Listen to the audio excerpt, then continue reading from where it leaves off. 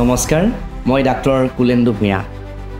শুশ্ৰূষা physio' home উত্তৰ পাৰৰ একমাত্ৰ আৰু সৰ্ববৃহৎ অনুষ্ঠান, য'ত ফিজিঅ'থেৰাপি, অকুপেশ্যনেল থেৰাপি, স্পীচ থেৰাপি লগতে নাৰ্ছিং কেয়াৰৰ সম্পূৰ্ণ সুবিধা আছে। আমাৰ ইয়াত পেচেণ্টৰ থকা খোৱা সকলো ধৰণৰ সুবিধা আমি কৰি দিছোঁ।